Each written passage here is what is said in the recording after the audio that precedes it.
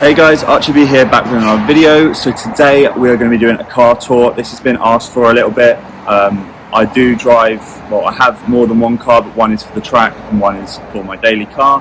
The track car doesn't work at the moment, so there will be a video on that soon. I'm going to give you a little tour around, show you the things that I like about it and things that I don't actually like, because there is a few that I'm not actually that keen on. I hope you guys enjoy the video. If you haven't already, please like, comment, subscribe. Your support means the world to me, and without further ado, let's get into the video.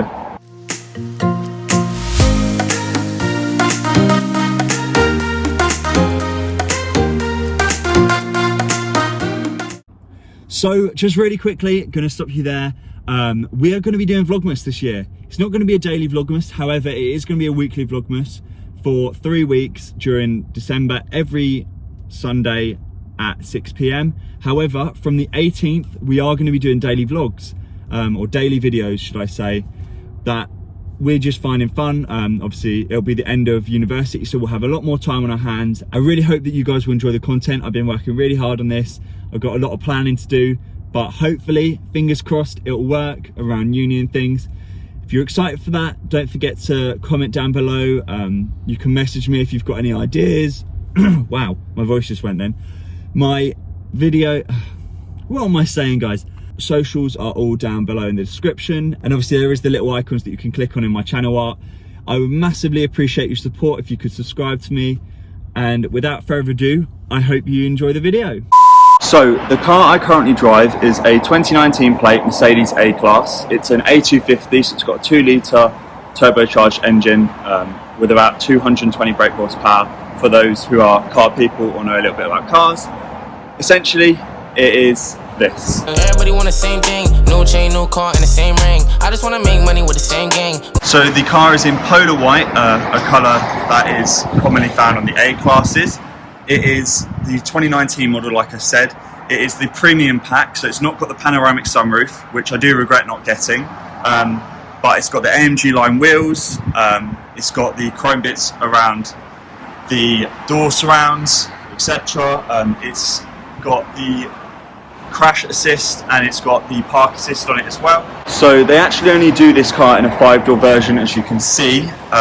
There's not much choice, you can't get a 3-door. However, it is really practical. So the boot space is very, very good for a hatchback, like I said. I mean, you could fit me in there. I mean, I wouldn't want to be in there, but you can fit me in there if you want to. Moving on now to the back seats. In my opinion, there isn't much legroom in this car. That's said, like, passengers haven't ever complained. Obviously, I do sit quite far back because I'm pretty tall. So in the back, obviously, this is my seating position, so that's my steering up there. But in my seating position, as you can see, like, there's not much legroom up the top, but there is a lot of legroom for whoever sits behind the passenger, and the middle seat area is adequate enough. I mean, there is like little pull down bit. I do kind of, oh, there is cup holders. I never actually knew that. There is cup holders there. So we're gonna head inside the car now. The dashboard is actually my favorite bit. It's one of the main reasons why I bought this car, purely because of the interior was just amazing, and it stands out compared to any other hatchback that's on the market at the moment. So let's have a look inside.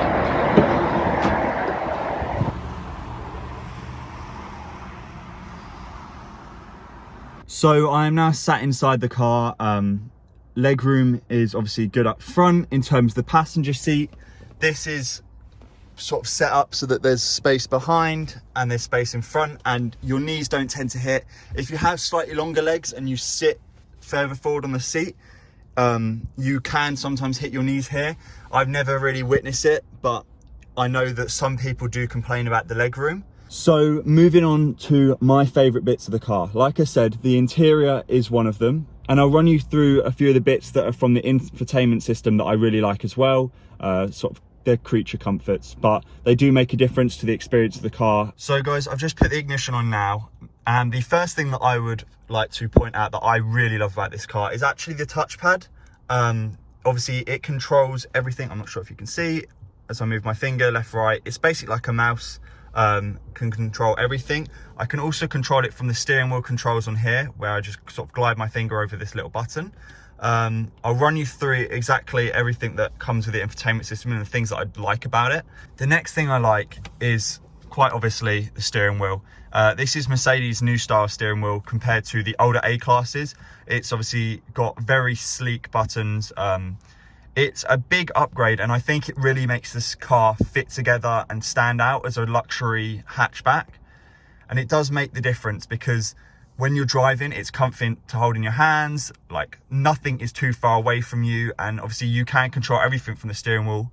It does also have voice control. Now, you can either opt to press that button up and it asks you, or you can say, "Hey Mercedes." I think I've got it turned off. It's not working, but I've always got it turned off now, because whenever you say the word Mercedes, it always comes up and asks you what you want. And quite frankly, that is the most annoying thing about this car. Like, that is the one big thing that I would hate to have. And if there was something that I can change, I would get rid of the voice control picking it up. Obviously you can turn it off, but I just think it's kind of pointless, especially considering you can just operate it from here. Now, my next favorite thing is, if you haven't seen already, is the ambient lighting. That can all be controlled again from the central infotainment system on the comfort settings. You've got choices of brightness, you've got the choice of color as well. So you can literally pick, I think it's like 64 different colors that you can pick. Obviously, as I go around, oh, where am I going? As I go around, you'll see the color change. I'm not sure how well it'll pick it up on camera, but there you go. That's the blue now. I was having it on red because it's quite a, oh, that's not gone red. What? But yeah, you also have the option to press something called multicolor. Oh, and there is choices of like fire red, and it will flicker between them, and it will create a ambience in the cabin. So my next favorite thing is actually how customizable everything in this car is. You can choose where you want your dials, like you can choose your setup for your dials, you can choose where you want the things on your home screen so that they're easier to access depending how they use it, how much you use it. And also this car does have something called MBUX, which was introduced on the S-Class, which is like a higher up model. And it actually learns from your behavior. So if you say do a same journey at the same time every day, when you jump in the car that morning, it will set that journey up for you on the sat nav and tell you how long it will take you to get there, which I think is brilliant, because there's sometimes where you don't want to be distracted and you just want to get in the car, go because you're running late or anything, and it will just tell you, are you going to be on time or are you not, essentially. So as I was saying about the customizable things, using again these touchpads, the one on the right controls this media display here, and the one on the left controls this media display, hence why there's two home buttons, etc. So with this, you can scroll up and down through the different trips. You can you can press the back button and go across, and you've got things like assistance, so that will show you how far you are away from a car, and like crash intervention, obviously telephone for calls, the navigation if you want it to come up in the center, and you've got things like the radio to display the radio and media. You can also change your styles and display. So I always have it on sport, but there is other options like understated, which is very sort of S-Class, sort of relaxed, calming. And then you've got the classic, which just makes it white, essentially. I'm not a fan of this. I think it just looks a bit boring. And if you know me, I'm into going a little bit fast. So sport is definitely the one for me. Moving on now, you can swipe across as well, which I really like. So you don't actually have to display the revs. So this is an automatic car, and you don't have to worry about seeing the revs because it will obviously change for you. So you can actually swipe through and have like different things on here.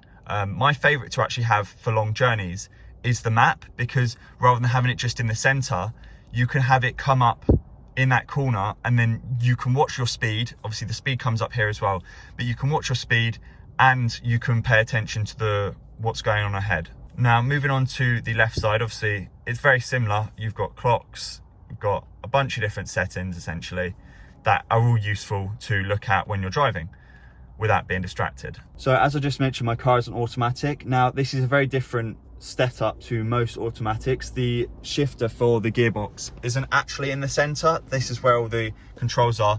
It's actually on, it's very American, but it's on the where the indicator stalk would usually be, or like the windscreen washer. So you simply press down for drive, up for reverse, and then press in for park. It's really as simple as that, and I find it so much more useful because when you're trying to park quickly, you don't have to take your hands off the wheel. You can just knock it up, knock it down. When you turn off the car as well, it does put it into park, so you won't forget about that. So my next favorite thing is something that's really, really geeky, and because I'm into cars, I feel like it's more enjoyable. If you're not into cars, you probably won't find it as interesting, but for my friends who are sat in the passenger seats, like, they'll probably find it pretty cool. So just started up the car to display the information. So you've got things like how much you're pressing the brake, how much you're pressing the accelerator. It's also got steering angle, so as you can see, it's just moving down there whether or not I'm changing it. If we click across to engine, it displays like your horsepower, your torque, your like boost pressures, and your battery voltage, which is really useful. Obviously fuel consumption, that is not great. Actually, that's not too bad. And also in that settings in the info area, you've got the owner's manual. So it's really handy. If you don't know, it's honestly such a pain having to flick through a book and you can't find what you need to find out about like an engine light or something. So if you have the owner's manual here, you can just park up, you can look. It doesn't let you look at it whilst you're driving, but you can park up, have a look if there's anything that's like come up as a warning, or you're just curious about what something does. So moving on to one of my least favorite things again, it would have to be the Mercedes Me. It is a great idea, however, it doesn't usually connect to my phone and it's really hard to use, and the subscription prices are pretty high. But Mercedes Me essentially allows you, there you go, see, she's talking to me. Control your messages are not activated on your phone. Be quiet.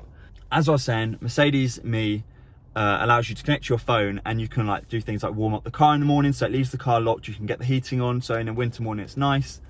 You can check remote locking and unlocking, check the stats of your car. You can track your car as well using it, which is a great idea. However, the majority of the time it never connects to my phone, and it's so expensive. It's like £15 a year per thing that you want to buy, and there's like 13 or 14 different things that you can choose. No, maybe it's less than that. But there's different packs that you can choose from, and they add up to like nearly £100 to get them all. I was lucky I got a free trial when I bought my car, so they're still running for like a year. But other than that, it's not that useful, if you get what I mean. Just gonna start my car for you guys. Some of you might be interested. This is what it sounds like on startup. It's not that loud. It's just like every other 4-cylinder turbo. It doesn't really sound that great from the outside. I just give it a little rev. You get a little bit of the turbo whistle, which is okay, but that was obviously in comfort. If you do knock it into sport, using this little button down here, you get a little bit more cabin noise, but I believe that is artificial. So you can hear it now. It's the difference back into comfort and then back into sport. And again, from the outside,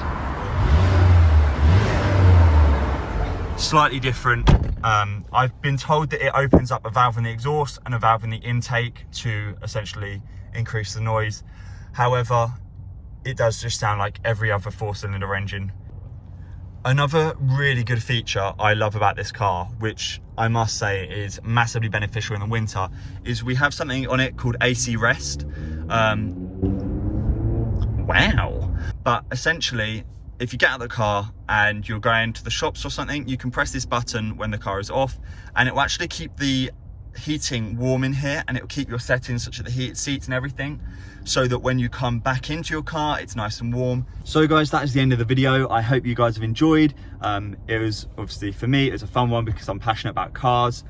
There are a lot of things that I'm not a massive fan of, and as you could see from that video, it's quite frustrating because little things there, here and there, they'd really make the car just a little bit more usable. However, in terms of the car overall, I'm extremely grateful for it. Obviously, it is a beautiful car and I cannot complain because there is a lot worse cars that I could be driving.